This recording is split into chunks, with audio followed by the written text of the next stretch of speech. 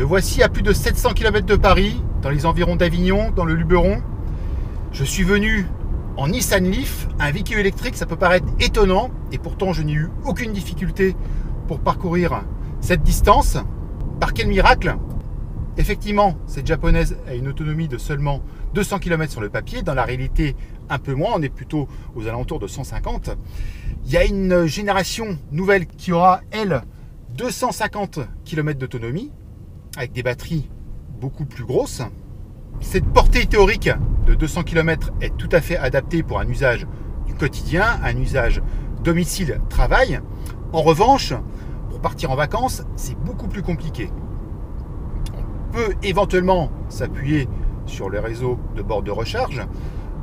Ces bornes, on peut les retrouver grâce à l'application CarWings qui est disponible sur l'écran. Il suffit de cliquer là et on voit les bornes s'afficher. On clique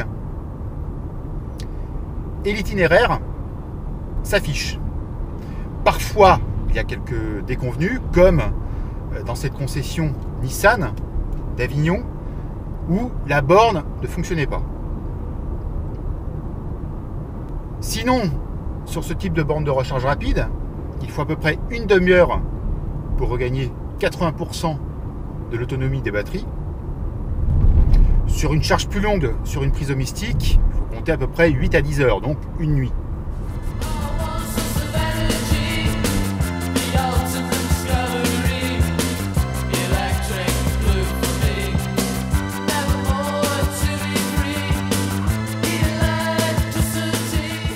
Et dans un contexte de vacances, un contexte estival comme ici, on a une conduite beaucoup plus apaisée avec ce véhicule. On cherche évidemment à moins consommer, mais en fait ça se fait naturellement, c'est un jeu. On essaye de regagner un peu d'autonomie en utilisant au maximum le freinage régénératif. On peut le forcer un peu plus avec la molette, une sorte de joystick qui sert également de boîte de vitesse. Donc il y a un mode B qui force en fait le freinage. Il y a une résistance qui est beaucoup plus forte et ça recharge beaucoup plus rapidement les batteries. Si la voiture électrique et notamment cette Nissan Leaf est tout à fait adaptée à un usage quotidien domicile-travail, pour les vacances, ça semble beaucoup plus compliqué. Et vous vous demandez évidemment comment j'ai pu réaliser cette distance de 700 km entre Paris et Avignon sans aucune difficulté. Et bien tout simplement, Nissan, dans cette volonté un petit peu de faire sauter tous ces freins, a décidé d'offrir un voyage gratuit en autotrain. C'est-à-dire qu'en fait, le véhicule est chargé sur un wagon et c'est amené à destination.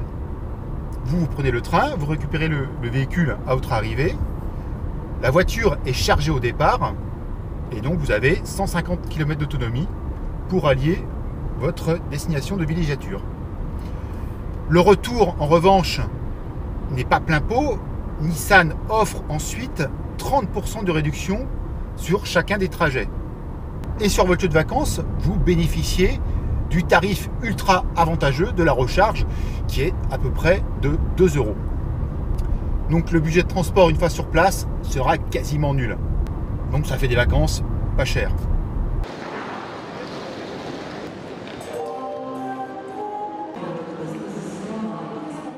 Autre avantage du TGV, c'est que j'arrive à destination en moins de 3 heures. Je peux lire pendant mon trajet, je peux me reposer et donc j'arrive frais et dispo. Mais si vous préférez partir en véhicule thermique, Nissan là aussi a une parade.